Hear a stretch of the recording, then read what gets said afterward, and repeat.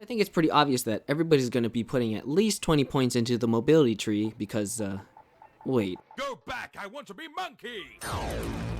Alright, hear me out, I have an idea. Instead of a YouTuber telling you which skills to pick, damn, voice crack, how about I show you the in-game effects of each skill on the mobility tree so you can decide whether or not they're worth it for your playstyle. So, without anything flashy this time, Let me break it down for you, Raider. so we're just gonna start from the bottom and work our way up. And first is the effects of Nimble Climber. So I really thought this perk did more. But after going through the footage frame by frame, even using an on-screen keyboard so I could see the exact timing I pressed inputs, it's like a 7% buff. Still, it's not like you can pull out your gun while you're vaulting things, so the faster the better, right? And while we're here, just know that sometimes jumping into vaults doesn't make you faster. I saw some comments about that, so here. Next is the effects of both main stamina perks. And it's easy to see why these are actually valid. I don't think anybody was avoiding these perks, but this is why you definitely should take them. I'm not exactly sure which order to unlock them in, but everybody's gonna have to put the 10 points into it eventually. Next up is Slip and Slide. And quickly, Engagement! Which of these do you think is the maxed out perk? Even with a maxed out perk, it would either slide the same distance or slightly less. Thankfully, this skill does do something when sliding down hills. This one is situational, but for me, with it now taking stamina, it isn't really worth it. Unless you have spare points, I guess. But anyways, up next is a skill I saw a few people talking about, Sturdy Ankles. And we've got a bargain deal! For 5 skill points, you can save 1 cloth. I couldn't exactly figure out how to measure this one, but it looks like it's about 5% less damage.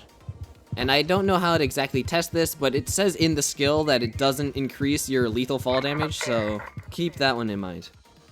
And up next, we have Carry the Momentum and Calming Stroll. First is Carry the Momentum. And this perk is kind of situational. Most of the time, I don't actually see the benefits of this perk, because usually if you just dodge roll, you're in a situation that doesn't require you to run in a straight line.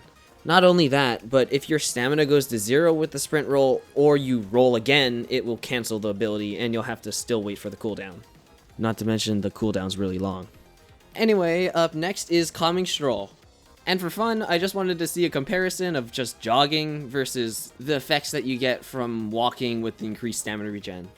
And unfortunately, it does slow you down a lot compared to if you just jogged regularly. I've been using the mechanics for Calming Stroll for this entire expedition, and I really couldn't believe that it was slowing me down. So in disbelief, I tried to give it one more chance with the Good as New perk from the survival tree as a crutch, and it still ended up being slower than just jogging. So I'm not sure if I'm going to be including this one in my builds anymore. And after that terrible disappointment, let's move on to a few perks that actually do something. Starting with Crawl Before You Walk. If you play with friends, this perk is really good. Not only does it make repositioning much faster when you're downed, if your teammate initiates a revive on you, you can pull them around while crawling. My friends use this to get further into cover while still being revived, or to avoid other enemies' line of sight. And otherwise, if you have the Looting Mark III Survivor augment, you can use it to get to extract much faster. This perk can be clutch in so many situations, but I think because people don't know you can move while being revived, people end up sleeping on this perk. Alright, the next perk is Effortless Roll, and this one is really good. Where originally you only can do 3 sprint dodge rolls, you can now do 5. And where it's originally 6 regular dodge rolls, you can now do about 11.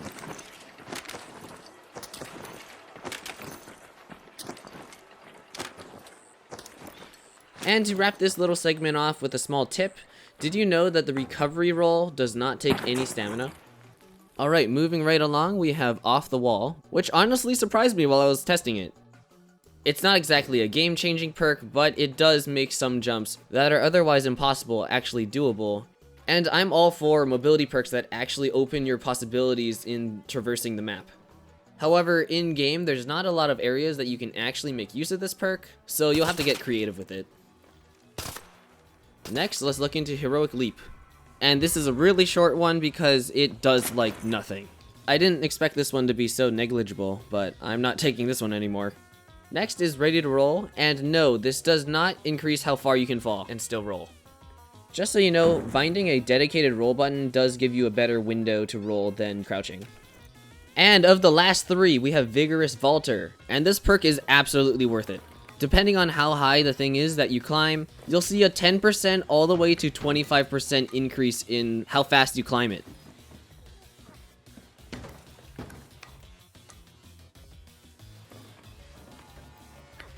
And lastly, the final 2 endgame perks on the mobility tree. These 2 perks play really well together because vaults on vaults on vaults, while mainly applying to clambers and ledge grabs, also will give you a free sprint jump whenever you do a vault spring. Aside from that, on its own, it lets you spam clambers and climbs without having to worry about your stamina depleting, while also letting you spam any mobility tech that requires you to grab a ledge, which includes catching yourself to negate fall damage on ledges. If you want a little more information on Vault Spring, just check out my other video, and I'll probably eventually do a dedicated one. But for now, let me just go quickly into my own skill tree to show you what I've prioritized for my more movement-heavy playstyle. So this is what I got for my skill tree at the moment.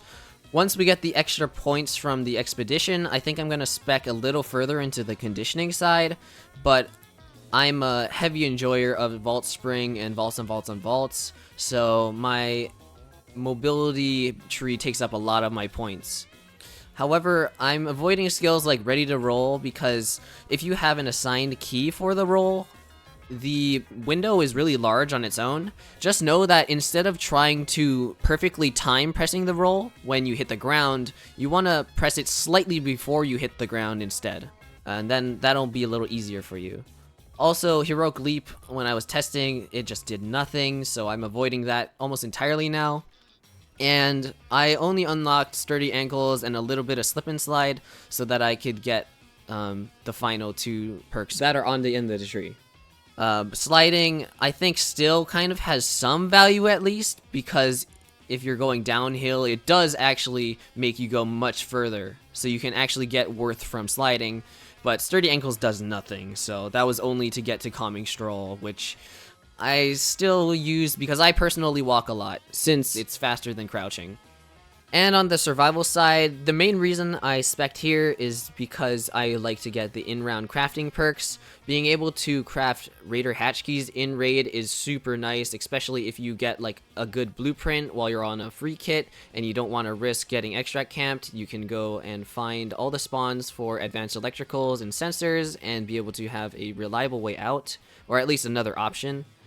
And for these 2 perks, Looter's Luck basically doubles your speed of looting containers, and Broad Shoulders just makes you able to carry like 2 extra guns out versus not having it. So for those 2 perks, getting all the way up here is definitely worth it. But I'm not the most educated on these perks yet. I haven't looked into them and tested them yet, so maybe I'll do that in the future. But for now, I think that's where we're going to end this video. Thank you guys so much for watching. And please know that I'm new to this form of statistical content, so if you guys have any corrections, just let me know in the comments and I'll pin it. Thanks, guys.